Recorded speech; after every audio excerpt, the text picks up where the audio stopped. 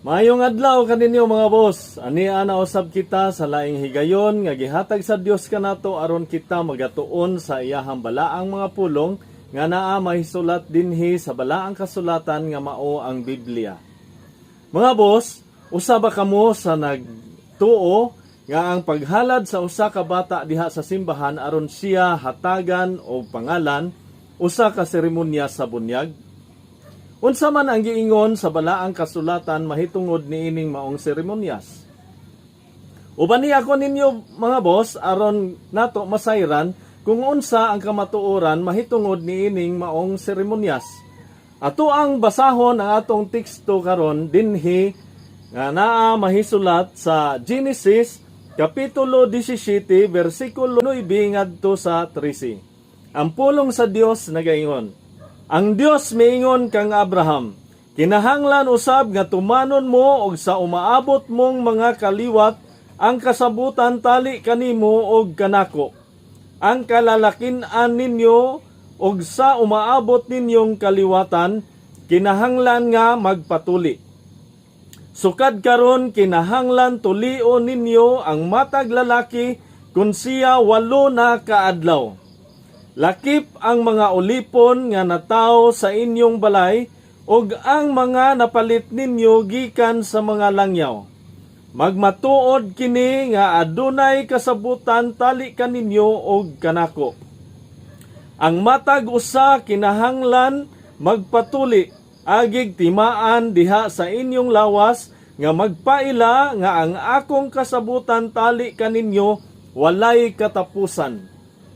Sa ato pa ay mga boss, kining maong seremonyas, mao di ay ang naandan nga tulumanon o seremonyas sa mga Israelita aron sa pagtuman sa kasuguan sa Dios o aron sa pagpaila nga adunay covenant o kasabutan ang Dios ngadto kang Abraham ug sa iyang mga kaliwatan. Kini diayng maong seremonyas nga buhaton sa mga Israelita sa panahon nga 8 na kaadlaw ang bata sukad sa iyahang pagkatao.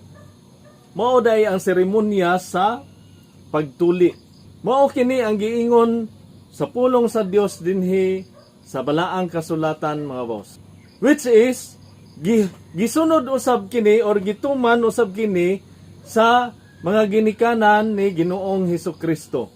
Kung ato bitong basahon diha sa Lucas kapitulo 2 bersikulo 21 mga boss, ang pulong sa Dios nagaingon, sa 8 na kaadlaw ang bata gihimo ang seremonyas sa pagtuli kaniya. Ginganlan siya Jesus. Ang ngalan nga gisulti sa anghel kang Maria sa wala pa ipanamkon ang bata. Sa ato pa mga boss, kini diayng seremonyas sa paghalad sa usa ka bata nga bag-o pang inanak, usa diay kini ka seremonyas sa pagtuli nga naandan sa mga Israelita nga tulumanon. Isip usab pagsunod sa sugo sa Dios sa pagpaila sa covenant o kasabutan between sa Dios ug kang Abraham ug sa iyahang mga kaliwatan. Og nasunod nato kining maong seremonyas. Apan ang kadaghanan nagtawag niini og bunyag. Unsa man ay ang kamatuoran mahitungod sa bunyag? Unsa man ang giingon sa balaang kasulatan nga mga requirement sa dili pa kita magpabunyag, sa dili pa magpabunyag ang usa ka tawo. Ang requirement sa usa ka tawo nga magpabunyag mao nga siya magsugid sa iyahang mga kasalanan o maghinulsol sa iyahang mga kasalanan o biyaan niya ang iyahang mga kasalanan. Ang pagsugid sa atong mga kasalanan magpaila nga kita miangkon nga kita makasasala. Mabasa nato kini dinha sa Mateo kapitulo 3 bersikulo 6 mga boss, sa dihang namunyag si Juan ngadto sa Jordan River nga ang mga tao sa wala pa niya bunyagi sila nagsugid sa ilang mga kasalanan. Og mabasa usab nato sa Lucas 3:8 nga ang mga tao iyahang giingnan nga buhatan ninyo ang mga butang nga magpaila nga kamo mibiya na sa inyong mga sala. Mibiya sa inyong mga sala, meaning mga boss nga ato ang hinulsulan ang atong mga sala ug atong ipakita sa katawhan nga kita mibiya na aning mga sala. Kaya ang paghinulsol nagpasabot nga biyaan nato ng mga kasalanan. Ug ang labing mahinungdanon nga requirement sa dili pa kita magpabunyag mao nga kita mutuo sa kinasing-kasing gayod.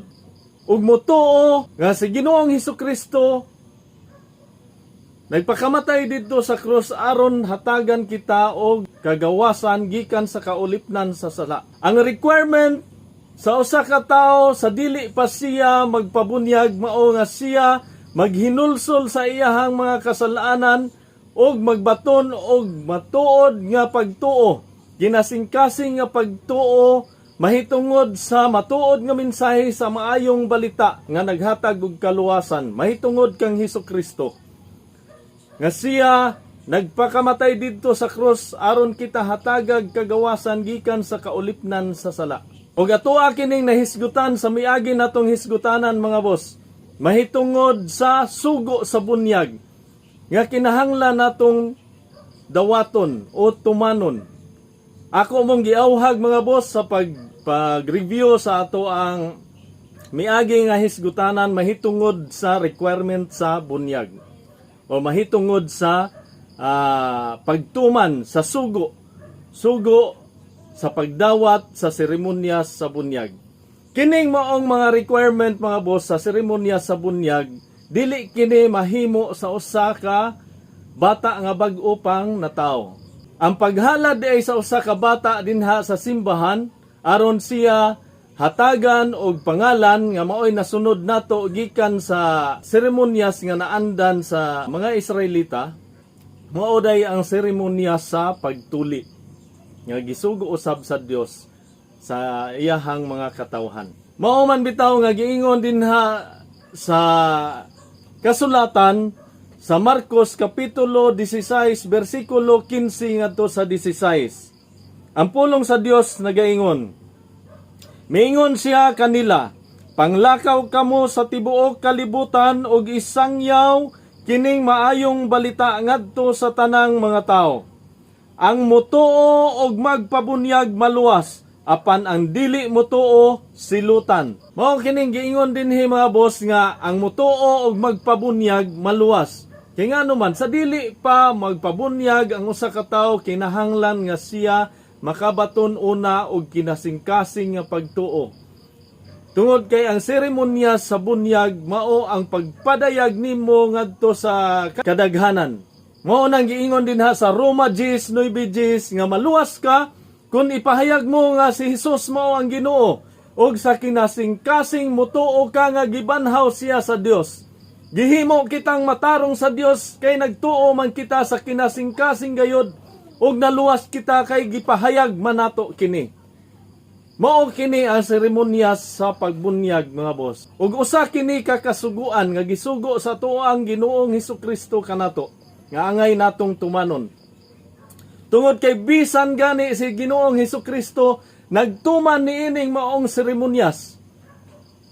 Nga ato na usab kining nahisgutan sa miagi natong hisgutanan og giawhag mo nako sa pag-review niadtong maong hisgutanan nato nga mao ang pagtuman sa seremonyas sa bunyag. Kung ato bitawng basahon dinha sa Mateo kapitulo 3 bersikulo 13 ngadto sa 15, ang pulong sa Dios nagaingon, unya gikan sa lalawigan sa Galilea miadto si Hesus sa Jordan aron magpabunyag kang Juan. Dili unta mubunyag kaniya si Juan nga miingon, ako ang angay nimong bunyagan, apan nganong ako naman hinuon ang mubunyag kanimo. Apan gitubag siya ni Hesus. Pasagdi lang nga mahitabo kini kay niining paagiha makatuman kita sa tanan nga gisugo sa Dios. Busa miuyon si Juan. Bisan ang ato ang Ginoong Hesukristo nagtuman niining maong seremonyas sa pagbunyag. Sa rason nga aron makatuman kita sa tanan nga gisugo kanato sa Dios. Mao man bitaw na mga boss nga ang seremonya sa bunyag gikinahanglan nga ilubong ka sa tubig o ikawas sa tubig. Unsa man ang simbolo niini? Tungod kay ang simbolo niini sa paglubong nimo diha sa tubig, gilubong kita uban ni Kristo. Ug sa pagkawas nato sa tubig, kita usab nabanhaw uban kaniya.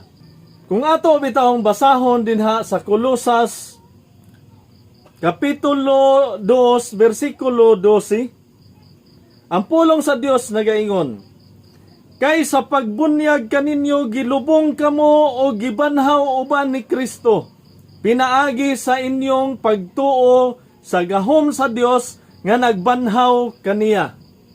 Ug ato usab kining mabasa ang mahitungod sa seremonya sa pagbunyag diha sa Roma Kapitulo 6, versikulo 3 ngadto sa 6. Ang pulong sa Dios nagaingon, nasayod kamo nga sa pagbunyag kanato nahiusa kita kang Kristo Jesus, busa nahiusa kita sa iyang kamatayon. Tungod niini sa pagbunyag kanato gilubong kita uban kaniya og miambit sa iyang kamatayon aron ingon nga si Kristo gibanhaw sa mahimayaong gahom sa amahan, kita usab angay nga magkinabuhi sa bag-ong kinabuhi. Kay kung nahiusa kita kaniya diha sa iyang pagkamatay, mahiusa usab kita kaniya kung banhawon na kita ingon nga gibanhaw siya. Kay nasayod kita nga ang atong daan og makasasala nga pagkatao gilansang na uban ni Kristo aron malaglag kini og dili na kita maulipon sa sala. Dalaygon ang Dios sa iyahang mensahe sa pulong nga iyahang gipaambit kanato. Mga boss, hinaot nga nakatabang kaninyo kining ako ang gi-share kaninyo karon ug hinaot nga ang Dios magapanalangin kaninyo ug magahatag kaninyo og pagtuo sa matuod nga mensahe sa maayong balita nga naghatag og kaluwasan pinaagi sa pagtuo kang Kristo Jesus. Amping mo sa kanunay mga boss ug dalaygon ang Dios.